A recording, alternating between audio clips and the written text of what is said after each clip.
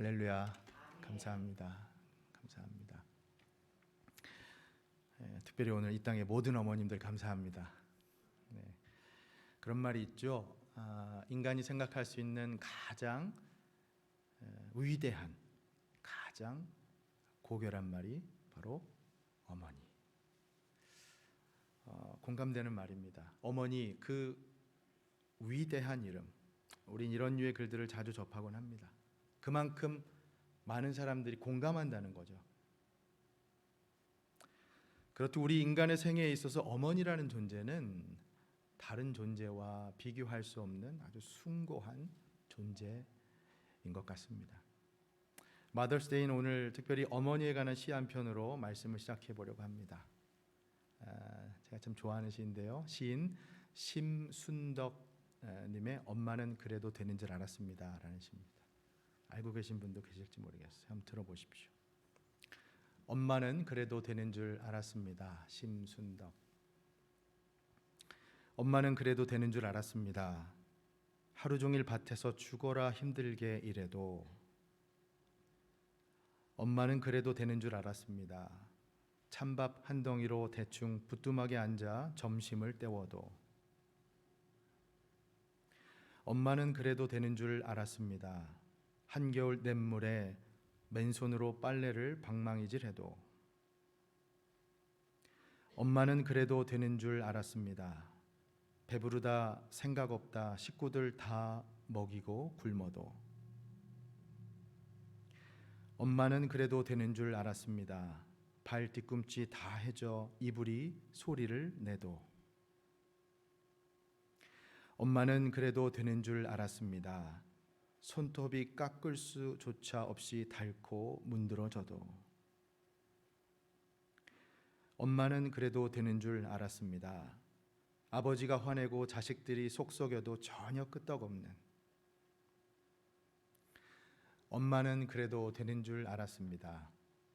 외할머니 보고 싶다, 외할머니 보고 싶다. 그것이 그냥 넋두리인 줄만. 한밤중 자다 깨어 방구석에서 한없이 소리 죽여 울던 엄마를 본 후론 엄마는 그러면 안 되는 것이었습니다. 어떻습니까? 우리 어머님, 우리 자신을 오히려 많이 떠올리게 되죠. 자식을 향한 우리 어머님의 사랑, 더 넓게는 우리 부모님 사랑을 더 깊게 생각해 하는 시입니다. 사랑하는 여러분, 이 마더스데이이자 어버이 주일인 오늘 우리가 이 예배 가운데 우리를 향한 우리 육신의 부모님의 사랑을 더 기억하고 더 감사하는 것은 그것이 성경의 가르침이기 때문입니다. 여러분, 이건 유교적인 가르침도 아니고 세상의 가르침도 아닙니다. 성경은 부모님을 공경하고 부모님께 효도하고 순종하라고 가르칩니다. 하지만 그것보다 더 성경을 통해 우리에게 기억해야 하고 감사해야 하는 것은 우리를 향한 하늘 아버지의 사랑이겠죠. 육신의 부모님을 통해 깨닫게 되는 하늘 아버지의 사랑. 사랑하는 독생자마저도 아낌없이 내던져 우리를 구원해 주시는 그 사랑. 우리를 생명싸게 감추시고 늘 지키시고 돌보아 주시는 그 한없는 사랑, 그 한량없는 사랑을 베풀어 주시는 하늘 아버지를 생각하게 되기 때문입니다. 사랑하는 여러분, 오늘 마더스데이 부디 바라기는 여러분들 가정 모두가 사랑하는 가족들과 서로를 향한 사랑의 추억들이 더 많이 만들어지고 누려지는 시간 되기를 간절히 소망하고요. 또한 원하기는 우리를 향해 끊임없이 베풀어 주시는 하나님의 은혜와 사랑에 더 감사하고 감격한 하루 되실 수 있기를 예수님의 이름으로 간절히 축원합니다. 아멘. 자, 본론으로 들어가서 성경을 좀 보겠습니다. 특별히 오늘 말씀 우리 가정에 적용하는 말씀으로 제가 말씀을 좀 준비했습니다. 1절과 2절을 다시 한번 보지요. 여호와께서 모세에게 말씀하여 이르시되 이스라엘 자손에게 명령하여 그들에게 이르라 내 헌물, 내 음식인 화제물, 내 향기로운 것은 너희가 그 정한 시기에 삼가 내게 바칠지니라. 아멘. 내 헌물, 내 음식, 내 향기로운 것. 하나님께서는 마치 우리 주일학교 어린 자녀들이 내거 그러는 것처럼 당신께 드리는 제물과 지금 제사를 강조하고 계십니다. 더군다나 정한 시기에만 바치라고 강조하십니다. 자, 그렇다면 이유가 뭘까요? 하나님 어떤 배경에서 이토록 자신에게 드리는 제물과 제사를 강조하고 계신 걸까요? 기억하실 겁니다. 우리 지난 주일 발락 그리고 발람, 이 두 사람에 의해서 전개되는 에피소드를 살펴봤죠. 발락이 발람을 고용해서 그 사람을 깨워서 이스라엘을 저주하도록 요청합니다. 하지만 하나님께서 개입하셔서 그 저주를 축복으로 바꾸어 버리시죠. 그럼 이후 어떤 스토리가 전개되었느냐? 이스라엘이 대대적인 인구 조사를 실시합니다. 민수기, 넘버스라고 하는 그 이름처럼 두 번째 인구 조사를 실시하는데요. 첫 번째 인구 조사는 이제 출애굽하고 둘째 해, 성경으로 얘기하면 민수기 1장에서 기록이 돼 있는데, 두 번째는 민수기 26장 가서 이제 광야 40년 생활을 다 마치고 그 마무리하는 시점에 하게 됩니다.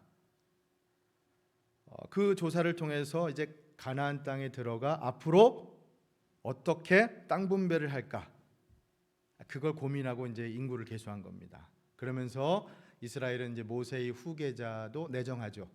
여호수아를 임명하고 그렇게 가나안 입성의 차비를 차근차근 하고 가던 중에, 자, 그런데 조금은 의외로 여겨질 수 있는 말씀이 바로 오늘 말씀, 민수기 28장 말씀이에요.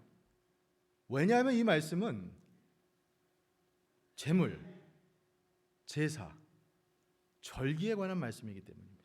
그러니까 민수기를 읽다가 돌연 다시 레위기로 돌아간 듯한 느낌을 받죠. 하나님 왜 다시금 제사 얘기를 꺼내셨을까? 여러분, 상식적으로 생각해 보면 가나안 입성 전에 뭐 군대 출정식이라도 나온다든가 아니면 가나안 정복을 위한 전쟁 준비에 관한 말씀을 기대할 수 있지 않습니까? 놀랍게도 하나님께서는 당신께 드릴 지금 제물, 제사에 관해 말씀하고 계세요. 왜일까요? 하나님 왜 이 말씀을 이 시점에 주고 계신 걸까요? 사랑하는 여러분, 약속의 땅 가나안에 들어가서요, 이스라엘이 반드시 꼭 해야 하는 가장 중심되는 일이 뭘까요? 맞습니다. 예배입니다. 하나님을 예배하는 일입니다. 우리도 마찬가지죠. 하늘나라 유업, 그 약속을 받고 이 땅 가운데 하루하루 살아가는 우리에게 가장 중요한 일이 뭘까요? 하나님을 예배하는 일입니다. 오늘 말씀은 하나님의 백성들인 우리들에게 있어서 최우선의 일이 무엇인가를 분명하게 보여주는 말씀입니다. 그건 예배입니다. 예배는 하나님의 백성들에게 있어서, 여러분과 저에게 있어서 언제 어디서나 최상의 가치를 두고 올려드려야 하는 일, 그 일입니다. 여러분, 이것을 믿으십니까? 예. 바로 이런 맥락에서 오늘 본문인 민수기 28장, 아주 특별한 의미를 갖는 말씀이 되는 거죠. 여러분, 성경을 통해서 우리가 새겨야 하는 수많은 영적인 교훈들 가운데 이 한마디로 그 의미가 함축되죠. 예배. 그렇습니다. 예배입니다.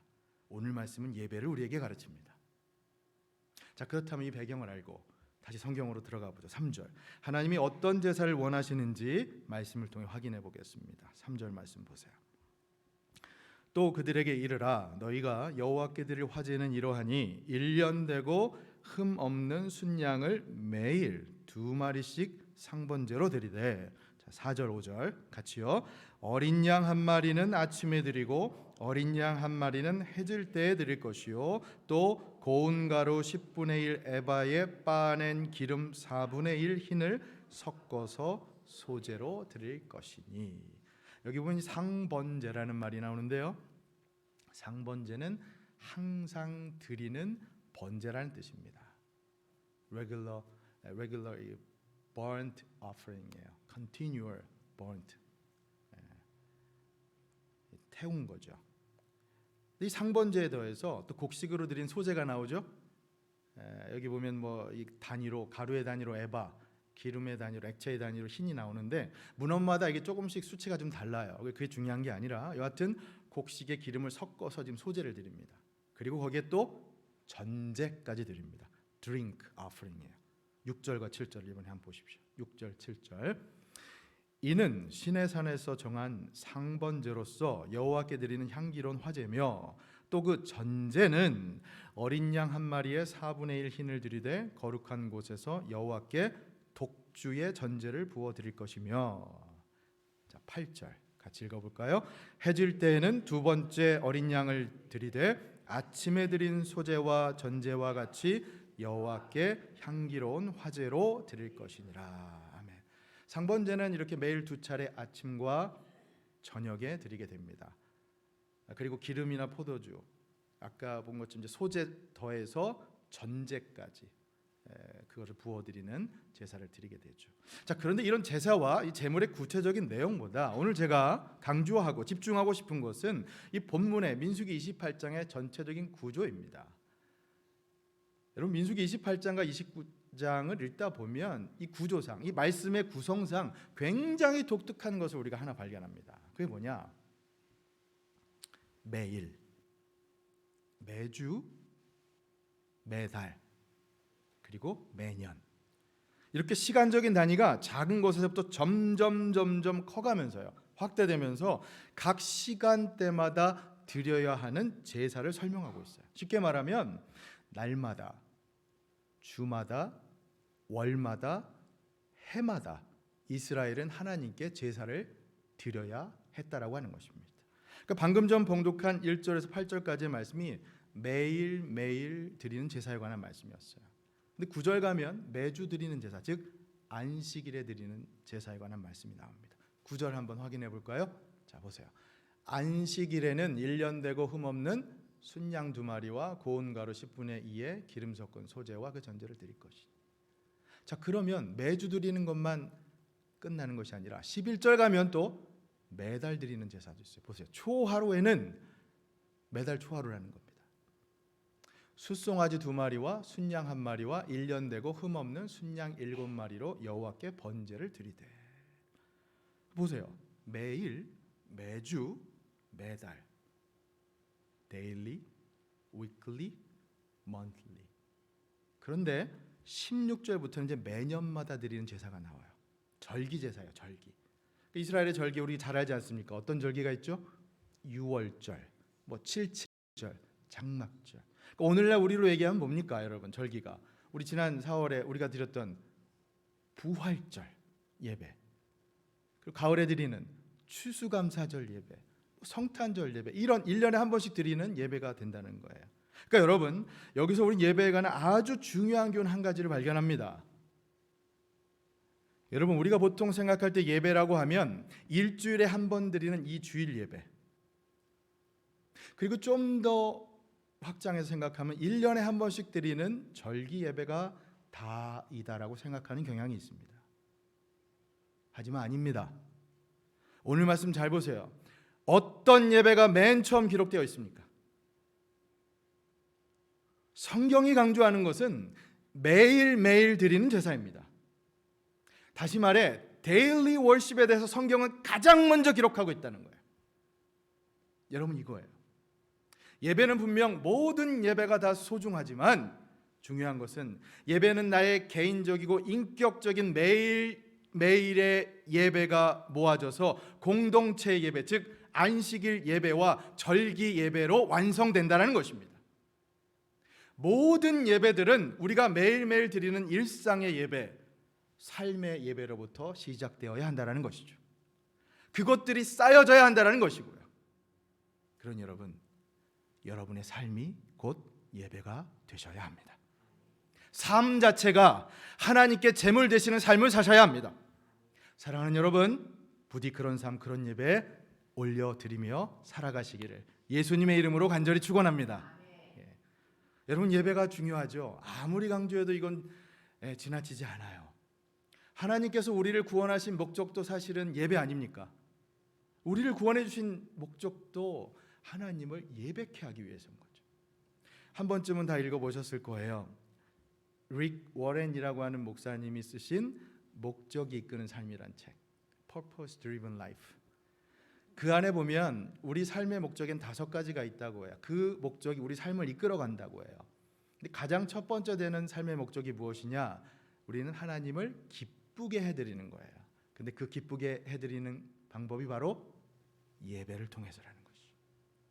우리 삶의 첫 번째 목적이 바로 예배라는 것입니다.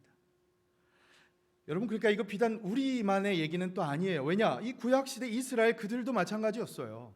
하나님께서 왜 그들을 애굽으로부터 해방시키셨느냐? 궁극적인 목적이 무엇입니까?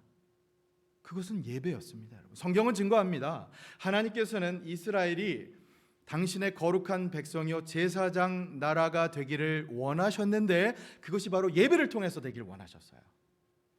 성경을 통해 한번 확인해 볼까요? 출애굽기 19장 6절 보면 이런 말씀이 있습니다. 너희가 내게 대하여 제사장 나라가 되며 거룩한 백성이 되리라. 너는 이 말을 이스라엘 자손에게 전할지니라.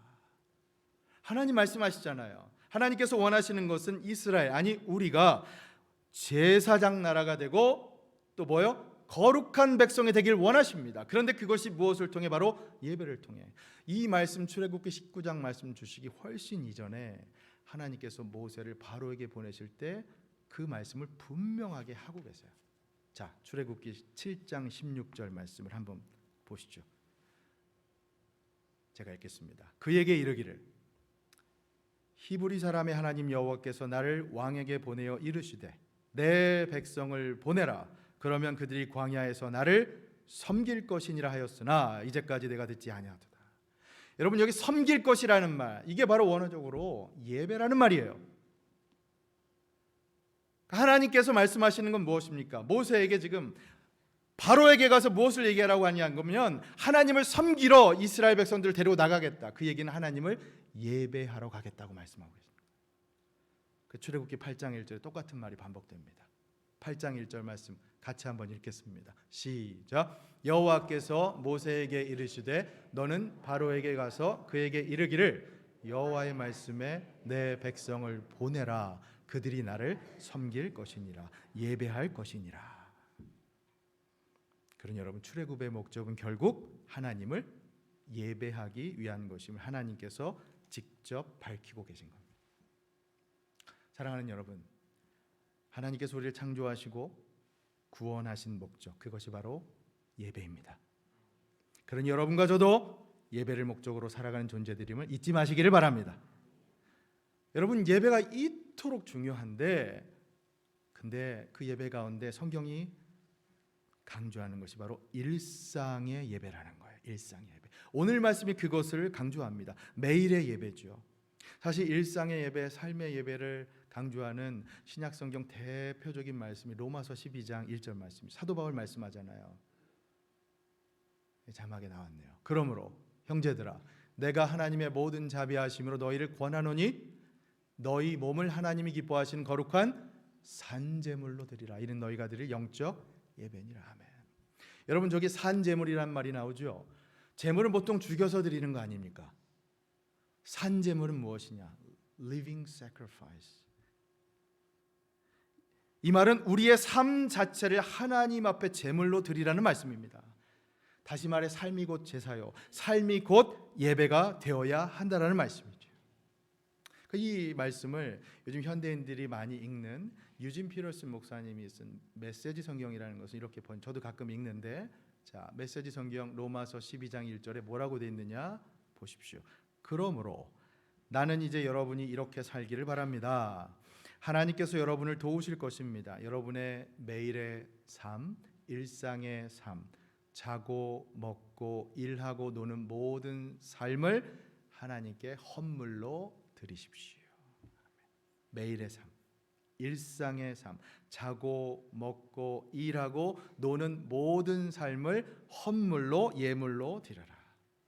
여러분, 이것이 바로 삶의 예배요, 일상의 예배요, 우리가 드릴 영적인 예배인 줄로 믿으시기를 바랍니다. 예. 일상의 예배가 중요하다는 거예요. 요즘 우리 디모데 청년들 말씀을 들어보면 캠퍼스에서 큐티 운동이 아주 붐을 일으키고 지금 너무나 열심히 한다는 말씀 들었어요. 너무너무 감사하고 좋습니다. 여러분, 일상에서 그렇게 하나님 말씀으로 은혜 받으시고 하나님을 예배하는 삶의 자세 제대로 확립하시는 모습, 하나님이 얼마나 기뻐하시는 모습이겠어요. 그렇죠? 저는 여러분들께도 동일한 도전을 오늘 드립니다.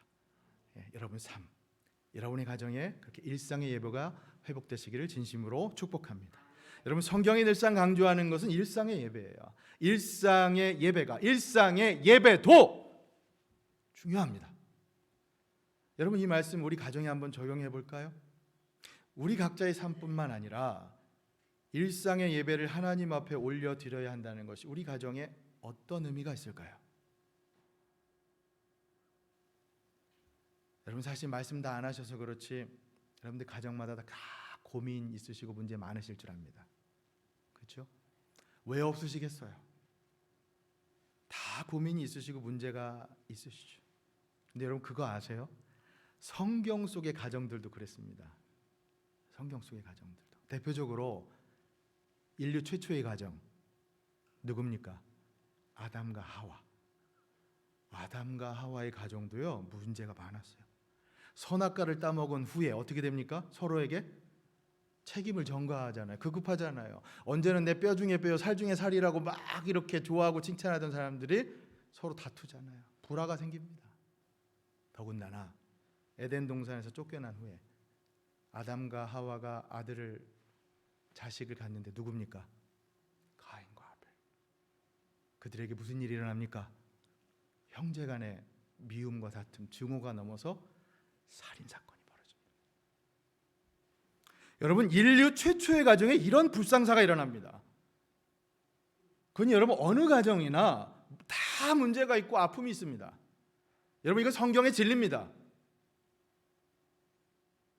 한국의 신경정신과 전문의 양창순 박사라는 분이 쓴 가정에 대한 오해와 진실이라고 하는 글이 있어요. 이 글을 보면 이분 말씀이 가족은 참 불가사의한 공동체라는 거예요. 왜냐? 가족이란 서로를 가장 아끼고 사랑하면서도 또 상처를 제일 많이 주고받는 관계이기 때문입니다. 일리가 있죠. 그러면서 이분이 가족에 대한 4가지 오해를 제시하는데요. 첫째는 가족 관계는 노력을 안 해도 된다고 여기는 오해입니다. 가족이니까 다른 인간관계처럼 긴장하지 않고 편하게 노력 안 해도 된다는 거 아니죠. 그 오해라는 겁니다. 두 번째, 가족에게는 서로에게 느끼는 감정을 다 표현해도 된다고 여기는 거, 그게 오해라는 겁니다. 남이면 오히려 조심스러워요. 주의합니다. 근데 가족이라는 이유로 여과 없이 그냥 말화살을, 상처를 주잖아요. 오해라는 것이죠. 세 번째, 가족 관계는 단순하다고 여기는 겁니다. 사실 실상은 정반대죠. 여러분, 얼마나 복잡한데요, 가족 관계가. 예를 들어 우리 결혼한 가정의 경우 우리 며느님 되시는 분들은 다 이해하실 거예요. 결혼한 가정이 갑자기 씨월드를 생각해야 되잖아요. 시댁, 내 집만 생각했다가 갑자기 시댁 관계까지 생각, 이거 얽히고 설키고 정말 복잡한 관계가 되는 겁니다. 단순하지 않아요, 여러분. 네 번째, 가족이란 나의 모든 기대치를 다 걸어도 된다라고 하는 그런 오해, 가장 치명적인 오해죠. 특히 자녀들에게 거는 기대치, 특히 배우자에게 거는 기대치, 만약에 그 기대가 허물어지면 여지없이 상처로 돌아오잖아요. 그러니 사랑하는 여러분, 혹시나 지금 여러분들의 가정에요 그런 오해와 상처가 있다면 오늘 말씀을 통해서 마치 봄비에 게을른 녹듯이 슬퍼하니 그러나 완벽하게 녹아버릴 수 있기를 예수님의 이름으로 축원합니다. 여러분, 방법이 무엇일까요? 그러면 우리 가정 문제를 해결할 방법, 오늘 말씀을 통해 우리 힌트를 얻습니다. 그것은 바로 예배입니다. 왜냐하면 하나님께서는 우리가 예배를 통해 하늘나라 백성의 거룩한 공동체 되기를 원하신다고 아까 우리 말씀을 통해 확인하지 않았습니까? 그렇기 때문에 우리 가정에 무엇보다 하나님을 예배하는 예배가 회복될 때 우리 가정이 거룩한 공동체가 될 수 있고 우리 가정의 문제들이 하나하나 해결될 수 있다라는 말씀이에요. 사랑하는 여러분, 저는 우리 임마누엘 성도님들 가정에 하나님을 예배하는 예배가 회복될 수 있기를 진심으로 소망합니다. 오늘 우리가 그것을 위해 합심해서 기도하는 시간을 가지면 좋겠어요. 이 말씀 이후 찬양하고 기도하는 시간에 오늘은 특별히 사랑하는 가족들을 위해서 기도하는 시간을 좀 가지면 좋겠습니다. 주일 예배만이 아니라 매일의 시작과 끝을 하나님께 올려드리는 삶, 일상의 매 순간순간마다 성령님과 동행하는 삶, 부디 그렇게 여러분들의 가정 모두가, 여러분들의 가족 구성원들 모두가 하나님을 예배하고 찬양하는 신앙의 발자국을 남기며 날마다 순간순간마다 살아가실 수 있기를 예수님의 이름으로 간절히 축원합니다. 아멘. 광야학교 레슨 넘버 4 결론입니다. 사랑하는 여러분, 하나님께서는 우리에게 매일의 제사 데일리 월십을 원하십니다. 여러분, 우리가 지금 민수기 말씀을 통해 광야학교 레슨들을 하나하나 배우고 있지 않습니까? 그런데요, 출애굽한 이스라엘 백성들에게서 40년의 광야 생활 동안 지켜야 하는 절대적인 원칙이 하나 있었어요. 그게 뭐냐? 하나님의 임재의 상징인 그 법궤요. 그 법궤가 항상 이스라엘 진영구 중앙에 놓여 있어야만 했습니다.